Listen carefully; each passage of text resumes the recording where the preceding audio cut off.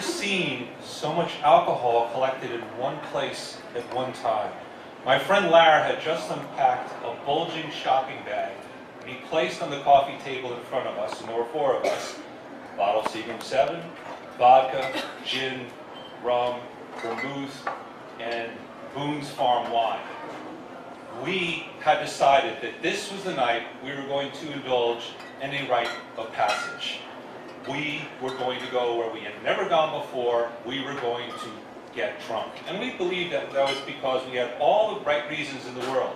For one, we had reached the mature age of 14.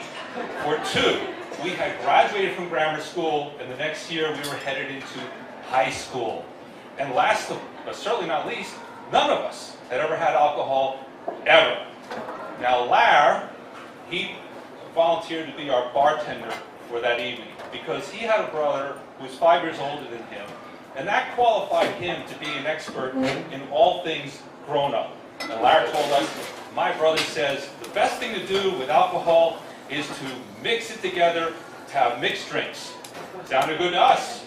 So he produced a large paper cup, into which he poured Seagram 7, vodka, gin, brandy, and to top it all off, Boone's Farm. He picked up his creation, looked at it lovingly, and said, "This is my drink from hell." Sounded fine to us. He said, "Okay, who here has the balls to take this first?" I said, "I do." And I took it. He said, "Don't sip it, gulp it." And I did.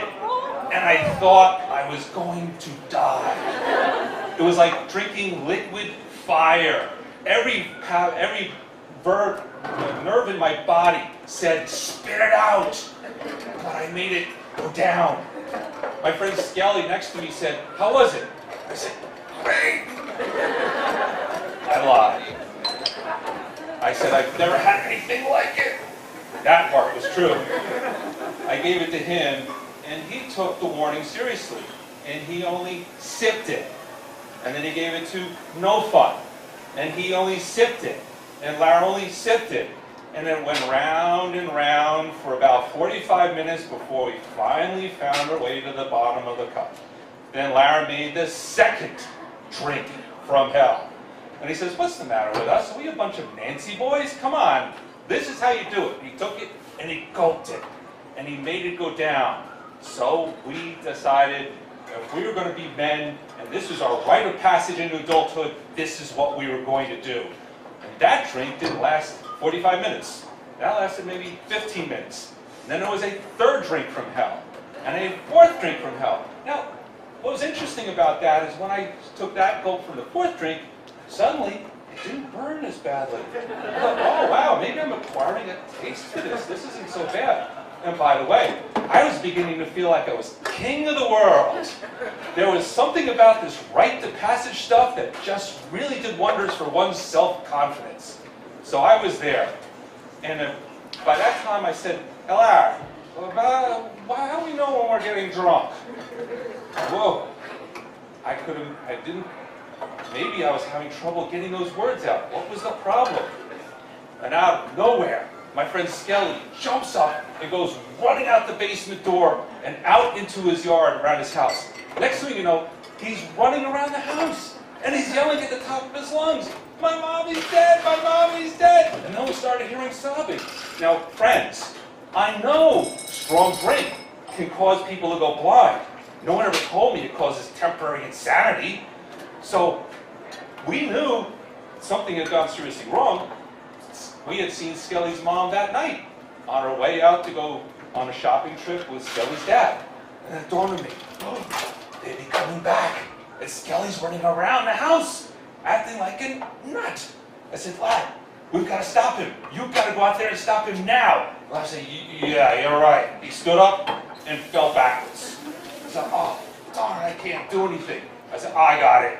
I stood up, and then the whole room started to revolve around me. And as I tried to walk, gravity kept changing directions on me. Oh my gosh, it was so hard to walk. So finally I made my way out that cellar door, into the backyard, and then I made an executive decision. Forget Skelly. I needed to get home. I needed to go home quick before my mother heard the commotion that was going on up the street and hide.